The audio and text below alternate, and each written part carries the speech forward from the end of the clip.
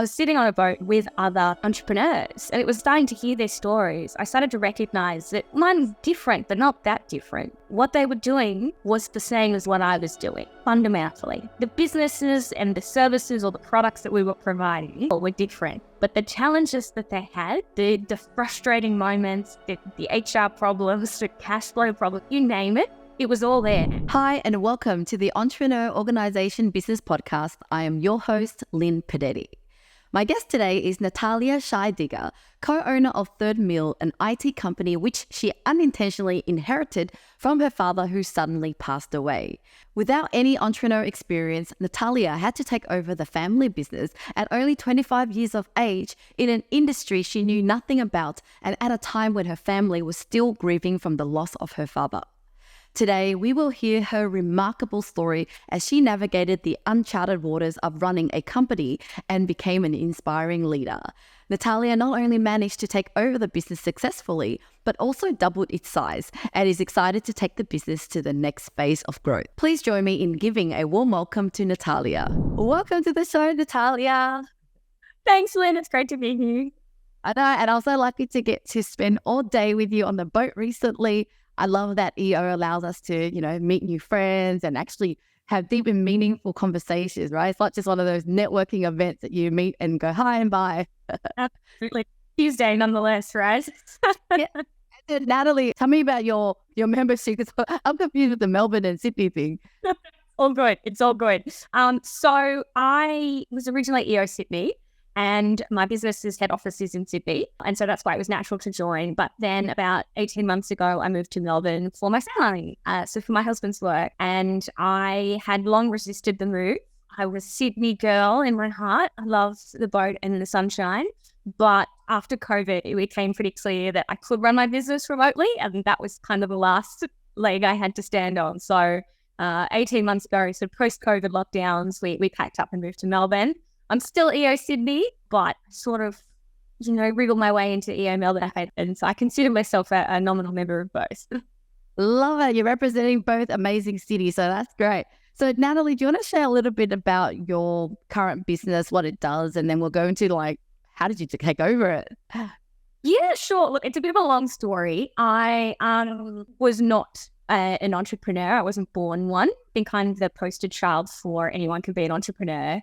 I started out in engineering. I did a civil engineering degree. Then I hated that pretty quickly, moved into corporate Deloitte, doing strategy work there, young grad, and had kind of dead set on a very certain career path. And then this was all in the sort of 2012, 13, 14. And then but in the meantime, my father had his own business. So he was the entrepreneur. He was the, that person that built the business. But I'd never been involved. But then in 2014, he passed away really suddenly. And I was forced to step into the business. I say forced, really it was a labor of love because mum was in the business and I really wanted to help her out. It was not in a great place, business at the time, simply just because it had lost its founder.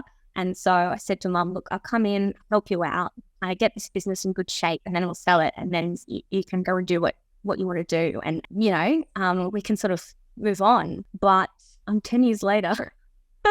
So I think I caught the entrepreneurial bug along the way.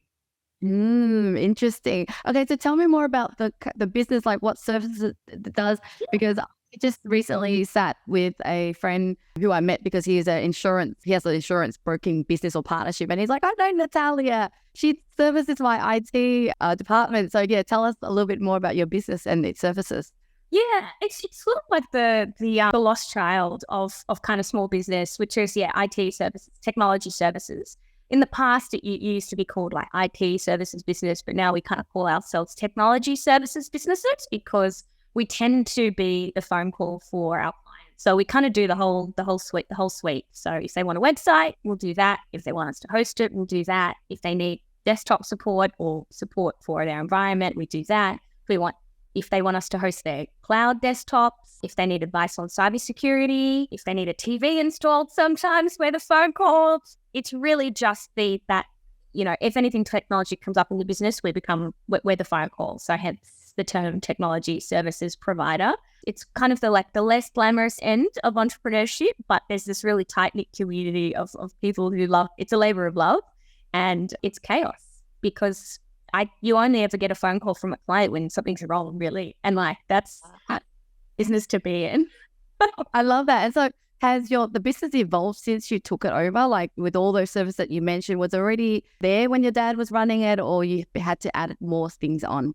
Yeah, it's different. It's very different now in a lot of ways. I think I kind of left my mark. It's still Third Mill, the name of the business that my father called it, for third millennium. His idea was that it was like, particularly because he started it in 1997. So third millennium was this idea that we were kind of bringing customers to the digital age, like the next age of technology. And so I've kept that alive. But at the time when I took on the business, it was very much a sort of what you call break fix, so charge by the hour, very sort of servers, like not old at the time, the technology that was available, but sort of old school tech these days, which is kind of servers and plugs and wires and things. And so when I brought it on, we slowly moved towards a more cloud-based model, and we recognized that's where the industry was going. So we started to kind of prep our customers to move all of their services, all their apps to the cloud. And now we do some coolest work with them around data and connecting those apps and services and deliver, and the security aspect of things that comes naturally with moving to the cloud. So I'd say we shifted more towards a very more cloud-first organization, whereas when I took it on, we weren't. And that's really just moving with the technology, right, which you have to do. Yeah, exactly. The technology world is just constantly changing and fast-paced. So let's go back. Okay, so all of a sudden your father passed away, and what was your first step? And what were you thinking? Yeah, look, it was a really difficult time, and my mother and I we were grieving because she'd lost her partner, but I lost my dad. And in these sort of situations where I find myself out of my depth, he was the person that I would go to ask for advice, and suddenly he wasn't. And so I remember, I don't think I remember the exact moment, but I took his office. So I went on my first day, I sat down in his chair. I think just in those first weeks and months, I just felt this weight of responsibility for the legacy that he left behind and the staff, and more than anything, the staff who were loyal to him and weren't sure about their futures anymore. And they would come down, and I think I just did one step. I wish I could say that there was some grand vision or strategy, or I was that fiery entrepreneur out the front leading the charges, but I was 25. I hadn't known what I was doing, and I just spent those first few months just listening, absorbing, taking every day at a time. And I like to think that I put the staff and the customers first during those years because they were the only things that kind of kept the lights on, really. So it was an interesting time. Yeah. What were some of the options that you had that you were playing with? There's one option is you taking over. What were there? We had we sort of had a sort of pseudo general manager at the time who was quite green, had just come in. And so, there was an option to sort of prime him for the role. There was an option to sell. That was certainly something that on the darkest days looked attractive, because getting back to the heyday of the business seemed like such a huge, insurmountable obstacle, particularly in a company like Third Mill, IT services. Mum does have a tech background, but wasn't overly technical in her role in the business. And so the two of us really honestly felt like some days we were reinventing the wheel. The third option to grow and stay on, to be honest, I think it was just the default option. It was just we just got up every day and kept doing what we were doing. And then eventually, like, the fog lifted and we peered out from under the clouds, and he realized that the business was humming. It was growing. We were profitable. The staff stuck by us. And I think that in the end, that's what made the difference between the choice. I think if we had not had some of the people who had helped Dad bring the business to where it was stay with us for that next journey, we wouldn't necessarily have kept it. But they stayed, so we did. Yeah, lucky that. So your dad is an entrepreneur, and you said you worked in corporate. Did you not have any entrepreneur gene in you, where you just felt like, never thought of it, don't want it? And what was your mindset like about yourself taking over this boss hat now? Yeah, look, it's so interesting. I didn't I didn't call myself an entrepreneur for 6 years, I think. It was, I'd taken on this business and I'd seen this, like my father's business is just, this is just a family business. Like, the coffee shop down the road I've taken on.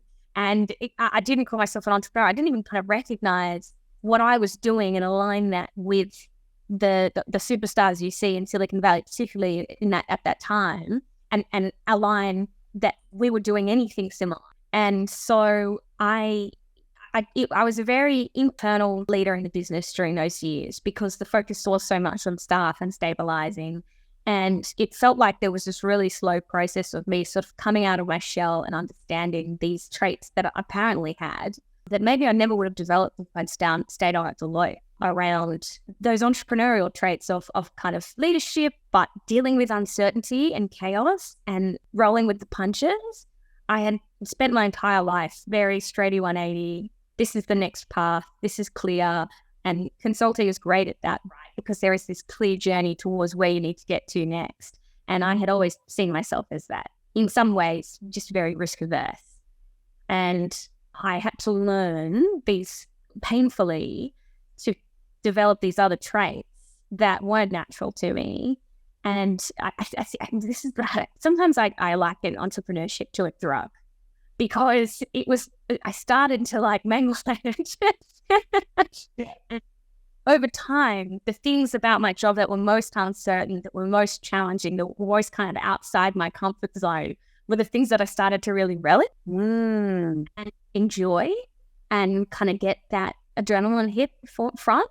And in some ways were why I stuck around, because even 9-10 years later, the business still challenges me every single day. And I'm just not sure I could say the same thing about maybe the career that I would have had otherwise.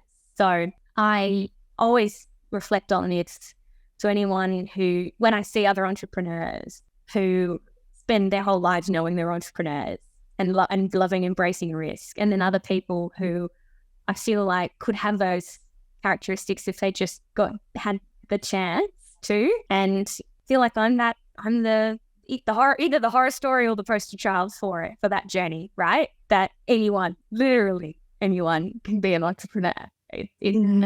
Right? That's amazing. What were some of those traits that you doubted yourself having and then you developed? Yeah, it's an interesting one. Certainly leadership and gravitas, particularly in times of uncertainty. I think there was moments where the staff needed a stable fixture in the business that would inspire them and keep them there. And I never really saw myself as a particularly inspiring person. I mean, I only were smart, but, consulting smart, right? Like, you can put together a model in Excel, but not necessarily lead and inspire people. That was something entrepreneurs did, which I didn't associate myself at. But the other aspects was also the client and sales side, which I thought was really interesting, because as an entrepreneur, you're probably always selling. That sounds trite, but there's this kind of sales persona that you take on, because you're always selling your business. You are your business's brand. And I had always feared being in that sales seat. It was actually one of those things that in the back of my mind, I knew in consulting I'd end up there. And I feared, because I was like, that's not who I am. That feels disingenuous. That's not the person that I want to be. But then I kind of got into my groove, particularly as I started to come out of that shell I was talking to you about before, and meeting with clients and talking to them about what their IT problems were, understanding. And I realized that selling doesn't have to be disingenuous. You can just genuinely help people and sell as a result of that. And once I worked that out, I got into my groove. And now I love sales. Like, I love working with customers and winning a deal for the business, of course, but helping customers as a result of that and really finessing the solution for them. And it's a part of my personality. It is probably one of the few things that I never would have likened to entrepreneurial. And I know not all entrepreneurs are salespeople, but it's some level I think we have to be. Yeah. I came to the same realization, like basically entrepreneurship was a personal development journey. At the beginning, I thought I was a project manager. I like to be in the back end. I feared front end as well, front facing as well. And then nowadays, when I tell people I'm shy, I was never into video, they're like, what? But it's something that you had to develop because you knew that was the next thing you needed to learn. You needed to do sales. You needed to create content. And so you surprised yourself, right? Absolutely, right. And I'll never forget back, years and years ago, right when we were in the dark days, and Mum and I were just trying to navigate, and there were, days where I was unhappy, and Mum looked over, what do you reckon will make you happy? Like what did you see yourself doing, and where do you want to get to again?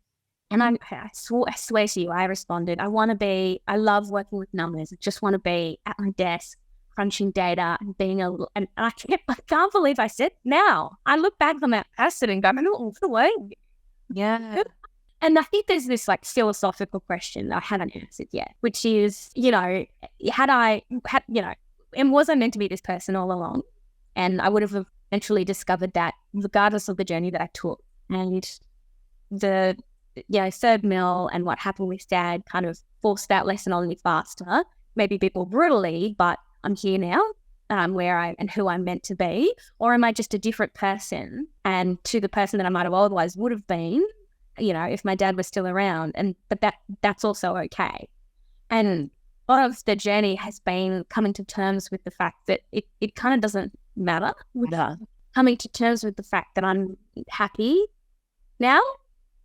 Yeah, I agree. I mean, we can't control life. Life happens to us, but it's just how do we take that on and really thrive? And I think it really takes that person, that resilient person like yourself to make it happen. I think even if you work in a corporate job, I reckon you would somehow find your way to be where you are. Because, I just can't imagine you in any other way. Because, and when you work in corporate jobs and you've got that hunger, you'll go and create your own business or do something like that. But now talking about entrepreneurship, you obviously had a perception of this is what an entrepreneur is. And then now that you know what an entrepreneur is, like, has it changed? What's your view on entrepreneurship now? Yeah, it's an interesting one, right? I will flip to EO now because it really was the turning point for me understanding this journey. So I'll use this moment. I was experimenting with trying to build an app, and I needed some expertise, and so I ended up calling up this company in Sydney that could help us out. And I by circumstance had gotten onto the phone with the owner of the company, and I think entrepreneurs sense when they're on the phone with another entrepreneur. Because I'll never forget, he says, you run the business, don't you? You own the business. I said, yeah. And he goes, yeah, I think you could really benefit from this group I'm in, this thing I'm in, EO. I went, okay. Never heard of it, never understood it. I didn't even know what the E stood for, right? At this point, the word entrepreneur had not entered my vernacular. It was not on the cards. And then I Googled it and I went, oh no, I'm not sure about this. This feels like something that I'm not quite at, but it's aspirational. But I threw my hat in the ring off the back of that phone call. And then I think it was 3 months later, I was sitting on a boat, not the same boat I felt it with you, Lee. It's just 5 years ago. I was sitting on a boat with other entrepreneurs. And it was like I starting to hear their stories. I started to recognize that mine's different, but not that different. And that what they were doing was the same as what I was doing. Fundamentally, the businesses and the services or the products that we were providing, sure, were different. But the challenges that they had, the frustrating moments, the HR problems, the cash flow problems, you name it, it was all there. And it was this aha moment for me where I went, oh, entrepreneur, right, that's what I am. It was like I had been having this silent identity crisis for a while. And it wasn't until someone else spotted it in me, sensed the fear and horror in my voice, that when I know what you are. And he spotted it in me when I hadn't in myself. So once I met the tribe and I started to recognize what an entrepreneur looked like, I could start to see the same hunger, right, that I saw in myself, just hunger to do. And I think there's probably the crux of it. Sometimes you don't even know what you're hungry for. You just know you're hungry, right? And you're like for knowledge, for recognition, for growth, for purpose, whatever it is.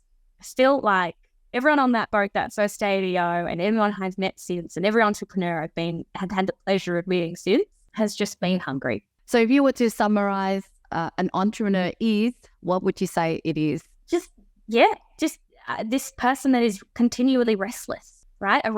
Fundamentally restless soul. Like that's just seeking to kind of make something of themselves, right? And it takes on so many different forms, that this hunger, right? Because I've seen entrepreneurs who hunger for purpose and, have these beautiful social impact businesses, these entrepreneurs that kind of seeking that the fame and the glory, and there aren't there's anything wrong with that, right? Or they're seeking the joy of creation as well, right? And there's lots of different versions of it, but they are relentless in that goal, right? They're hungry for it every day.